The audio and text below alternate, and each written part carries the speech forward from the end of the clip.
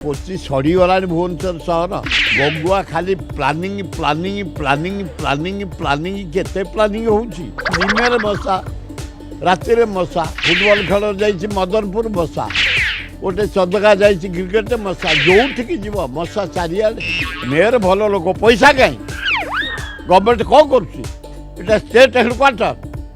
କେଉଁ ସରକାର ଏମିତି ଅବହେଳା କରିନଥିଲା, ଏତେ ମଶା ବ୍ୟାପି ନଥିଲେ, ଏତେ ଅପରିଷ୍କାର ହେଇନଥିଲା।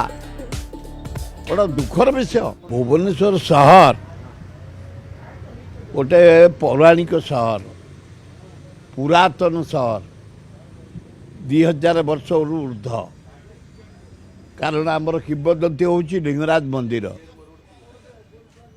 ସେଇଥିରୁ ଆମେ ଅନୁସରଣ କରି ଦେଖିବା, ଏ ଗୋଟେ ଏକାମ୍ର କାନନ, ଚାରିଆଡ଼େ କୁଚିଲା ଗଛ, ଚାରିଆଡ଼େ ଜଙ୍ଗଲ ଭରା।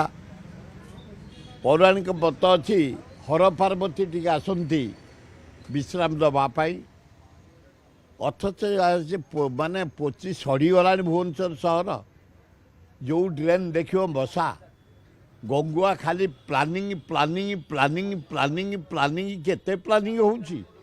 ଗଙ୍ଗୁଆଟାକୁ ତ ଲୋକ ଦଖଲ କରିଗଲେଣି, ଜବରଦସ୍ତ ଘରି କରିଗଲେଣି।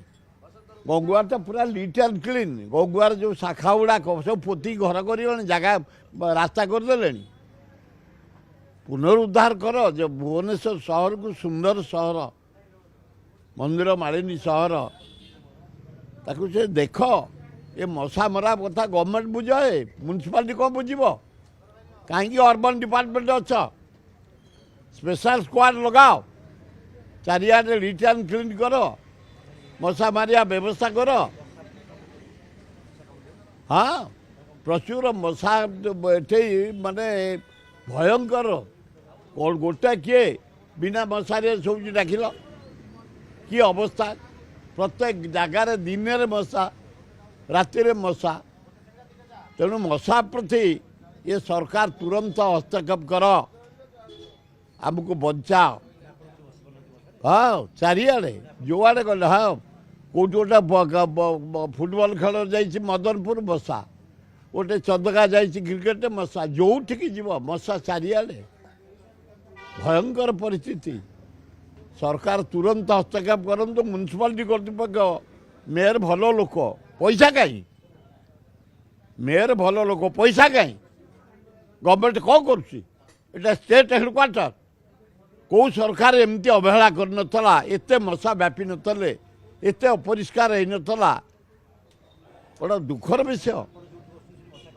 ସବୁଠି, ହଁ ହଁ, ଯେଉଁ ଜାଗାରେ ଏଇଠି ଆଉ ଟିକେ ଏଇନା ଖରା ଟିକେ ଆସିଗଲାଣି ବୋଲି ମଶା ଗଲାଣି। ଆଉ ସକାଳୁ ହେଇଥିଲେ ମଶା, ଟିକେ ଭୟଙ୍କର ମଶା ଏଇଠି, ଭୟଙ୍କର ପରିସ୍ଥିତି। ତେଣୁ ସରକାର ତୁରନ୍ତ ଧ୍ୟାନ ଦିଅ।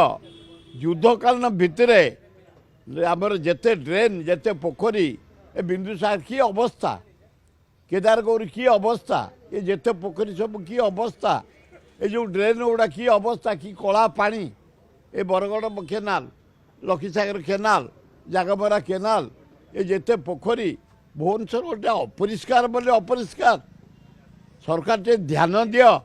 ତା ନହେଲେ ବାଧ୍ୟ ହୋଇ ଆମେ ଆର ମାସରେ ଜାନୁଆରୀ 15 ପରେ, କାରଣ ଏଇନା ଚାରିଆଡ଼େ ପ୍ରୋଗ୍ରାମ, ଭରା ପ୍ରୋଗ୍ରାମ। ତେଣୁ 15 ପରେ ଆମେ ବାଧ୍ୟ ହୋଇ ଅର୍ବାନ୍ ମିନିଷ୍ଟର ଘର ଘେରାଉ କରିବୁ।